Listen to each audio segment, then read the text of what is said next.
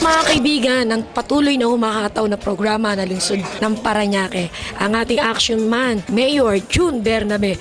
Mayor, talaga namang kanina naririnig ko po lahat yung inyong speech regarding po sa environment. Good evening po sa ating po mga mamamayan ng lungsod ng Parañaque at ng Pilipinas. Bumabati po ako sa gabay at aksyon ng programa po ni Miss Rose Solangon. Mayor, kanina po, gaano po kahalaga sa inyo? Kasi hindi pa naman nilolaunch tong Metro ko, Lab ko, dito sa Parañaque Lab ko. Marami na po kayong programa when it comes to beautification and environment program. Oo, marami na talaga. Pero tamang-tama po kasi ito kasi ang ginagawa lang namin yung kaya namin gawin sa Parañaque. Pero there are other cities katabi ng Parañaque na may epekto sa amin. Katulad nga po na sinabi ko na yung Parañaque River ends up in Manila Bay, and so with Tuliahan, Tenejeros River, Bacoor River, Las Piñas River, papunta ho lahat Manila Bay yan. Mga 6 na kilometro ho ng Manila Bay ay may coastal area tayo sa Parañaque. So kung ano man yung pagkain na kinukuha natin sa Manila Bay at kung marami yung mga kanilang mga ilog, siguradong apektado kami. So ngayon, Mayor, ito pong ginawa po ng MMDA ngayon at involved po rito si Mayora Girly. So ano po yung magiging impact nito sa Parañaque? Nakita ko rin po kasi kanina, sabi ni Mayora, manguhuli na raw talaga? Oo, meron na tayo mga prehenders, lalo na sa anti-littering, anti-smoking. Yung pong environmental code natin ay atin pong ipapatupad. Dapat tayo pati, nag-training na sila ng mga prehenders sa parang yung environmental police. Kanina rin po naipresento yung noon at ngayon ng Parañaque. But still, kamakailang pinakita po natin, nang pinasok po natin yung jurisdiction po ng PEA, may mga ilan pong nakalusot na naman eh. So Mayor, meron na po ba kayong pag-uusap dito ng PEA? Ayun yung tinatawag na floating island yun eh. Kasi yun mga yun, dating galing sa PEA, tapos nilipat doon sa kanilang property din naman, doon sa may ilog. Malaot madali, i-relocate ng PEA. Nasa commitment naman nila yun at handa naman kami tumulong na i-relocate yung mga tao na yun. But these are voters of Parañaque, so syempre tutulong kami. At Mayor, you have Rotary Club o tinatawag nating Rotary Homes, Gawad Kalinga. So mga ilang porsyento na po ang ating mga kababayan, pamilya na masasabi natin na pagkalooban po nag-avail na po ng inyong housing program? yung tulong po ng Gawad Kalinga, nasa 32 villages na yan eh. Sabi ko nga, hindi ko lang nabibilang eksaktamente, pero kung bawat isang village, sabihin na natin na 100 units ang naitayo ng Gawad Kalinga. So mga 3,200 units na yan, all in all. No? Yung may kawayanan po natin, nagpumaliwanag dito, Mayor. Ibig sabihin yung lahat na nakatira doon ay marerelocate. Actually, on-site relocation. Ibig sabihin, yung mga nakatira doon ng araw ng mga informal settlers ay nagkaroon na pagkakasundo sa national government at sa local government na bilihin yung lupa. So kanila na yung lupa through a loan with the NHA. Tapos yung building, yung mga improvement, tumulong ho yung Gawad Kalinga.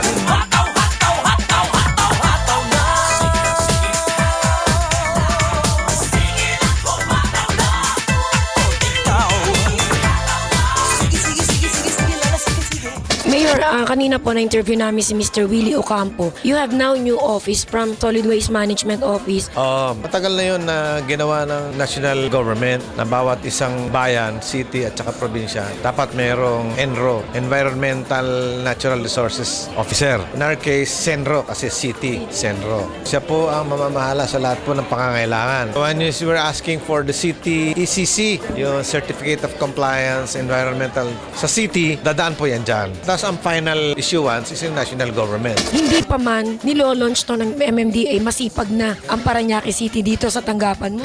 Noong 2004, nung nanalo si Mayor Bernabe, first assignment niya sa amin is to clean up Parañaque. Ginawa ni Mayor Bernabe, nag-hire kami ng vacuum truck, no? We call it Bactor. Lahat ng manholes, natapos na namin yung Santo Niño, nasa Baclaran kami ngayon, lahat. And then pinatakbo namin, then right after naman, si Mayor on top of this, every time na uulan, at tatawag siya sa akin at sasabihin niya, Will, pakitignan mo nga kung ginawa natin ay may nangyari. Kung gaano siya kabilis tumaas, gano'n siya ngayon kabilis mawala. So in other words, may nangyayari dun sa paglinis ng mga manhole, especially sa mga iskinita, nalilinis natin yan. Pinapayo ko sa mga tao namin, lilinisin namin, pakiusap namin. Sana naman, yung kalinisan, i-maintain nila. Before kami bababa, kinakausap namin ng barangay at tapos may mga NGOs din na tumutulong sa amin. Hopefully, through them to the barangay, to the NGOs na tumutulong sa namin ay mapaalala sila na sustain naman nila yung kalinisan. Kasi we're not doing this for ourselves, we're doing this for sa kanila o for the city. Sa Solid Waste and Environment, tawag po nila dyan ay SOESO, yung acronym. But the mayor, effective April 1, gave me another title. Ako na po ang Senro. I have to cover na yung air, yung water. Pinagkakaabalahan namin ngayon,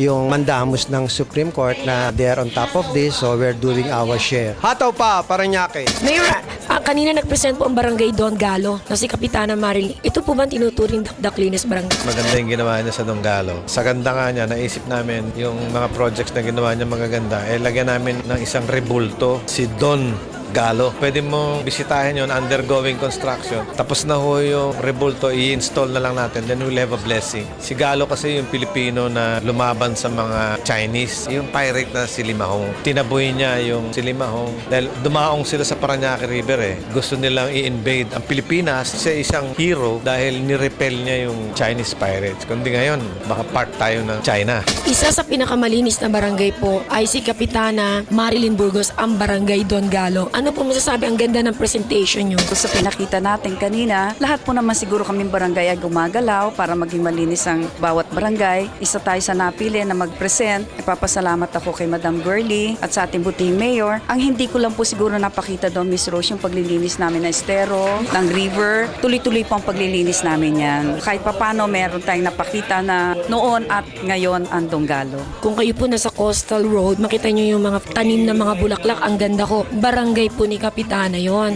At kung nahati yung ilog mula sa Coastal Road din po, yung portion po ng barangay Don Galo, malinis po. Ayan po naman ay dumaan tayo sa maraming proseso, dialogue and everything, sa tulong din ng different agencies, nagawa namin yon. It took us at least 1 year bago namin naalis yun. Sa tulong din nating butihing mayor, lahat po ng request namin nagawa namin. At yung pong inalisan ng ating mga informal settlers, naging daan yon from Macapagal, going to Donggalo, Santo Niño, lahat po ng palabas na papuntang Las Piñas, Cavite, nadadaanan na po yun. Pansin ko po yung ginagawa. Ang ganda po dati ng inyong plaza doon. Bakit binabago po? Another project ni Mayor June Bernabe, si Don Galo at saka si Limahong. Magiging parke at saka magiging tourist spot ng Parañaque. Magkakaroon tayo ng blessing before December. Alimin po natin yung kaugnayan ni Don Galo at saka ni Limahong. Hataw pa, Parañaque. Mayor, no, pakinggan po natin itong mga comment ng MMDA at saka ng mga may bahay ng ating mga mayors pagkatapos nilang makita pag-ikot dito po sa inyong lungsod.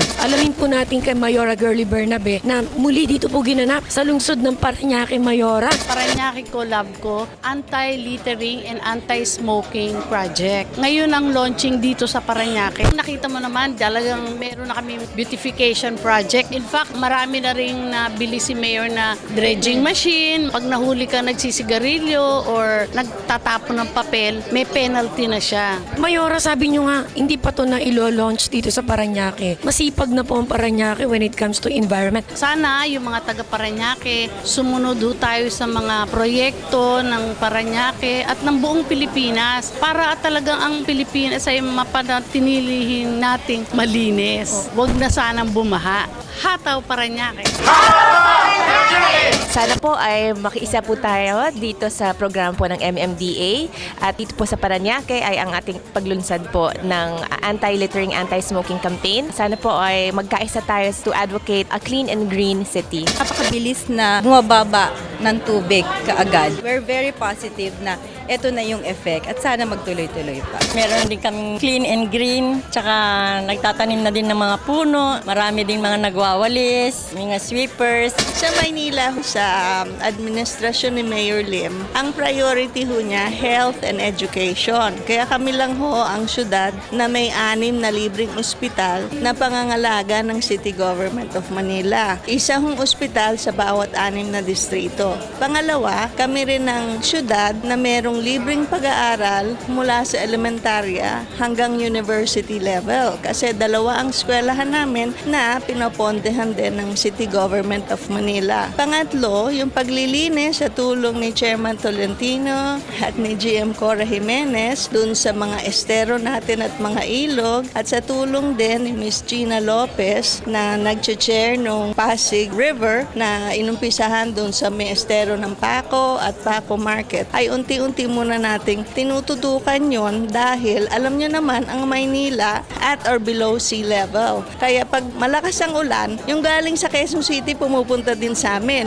Yung galing sa Manila Bay, pumapasok din sa loob. Ang Parañaque City po ay bumili po ng isang dredging machine na sila lang yata meron dito sa buong Pilipinas. Yung excavator nila. Alam ko naman kayang-kaya din ng mga cities natin. Just to resolve the problem, yung flood problem natin, saka yung makuha yung mga basura, ang tigas ng ulo ng mamamayan. Pagdating niyo po rito sa Parañaque, ano po masasabi niyo? Congratulations sa lungsod ng Parañaque, sa inyong matagumpay na paglungsad ng ating Parañaque ko, love ko. Congratulations sa ating magaling na Mayor Bernabe. Ako ay nandito para suportahan aking kaibigan na si Girlie. Pagputuloy ninyong dalawa ang magandang pagsiservisyo para sa lungsod ng Parañaque. I'm very frequent here in Parañaque because it is our neighbor city lang. Kaya I've seen naman the transformation, the sidewalks and everything of Parañaque and it's always clean. So keep it up. Congratulations. Congratulations, Mayor Bernabe. You're doing a good job and good luck. Hindi lang ho sila ang naglulunsad ng kagandahan sa Parañaque, ngunit sa pagdidevelop dahil ang entertainment city ay nasa kanila.